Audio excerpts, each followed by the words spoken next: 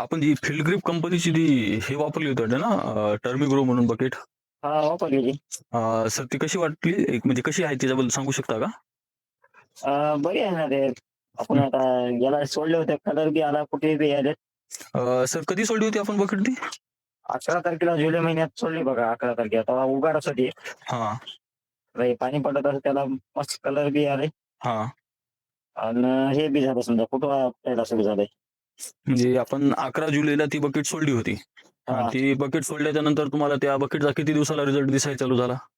9-10 दिवसाच्या नंतर झाला समजा सुरू. म्हणजे पाणी पाणी जर असलं तर लवकरच होत होतं. हां, वरनं पाणीच नव्हतं. ते आपण मोटरचं पाणी देऊ लागलं काही फरक पडणार नाही त्याला. हां, हां. म्हणजे तुम्हाला एक 9-10 दिवसानंतर तिचा रिझल्ट दिसायला चालू झाला. म्हणजे हो, त्याच्यात हो. काय फरक काय वाटला तुम्हाला हळदीमध्ये? फरक बकेट आहे ना, मी टाकलो की त्याच्यावर. हां, वरताशी टाकलो व्हिडिओ हां, हां. आणि सोडल्याच्या नंतरचं टाकलो. हां, हां. म्हणजे काय एक हाईट मध्ये वाढ वाटली की फुटव्यांमध्ये? हां, वाढ वाढली. हळदीमध्ये वाढली. आता 2-2 फुटे ताबडतोब निघायला सुरुवात आहे समजा. म्हणजे आपले एक 2-2 फुटवे जे त्या बकेट सोडल्याच्या नंतर एक 10, एक 12 दिवसानंतर 2-2 फुटवे हां, निघायला चालू झाले. हां. हां. म्हणजे एक बकेट आपण किती एकरला किती सोडल्या होत्या?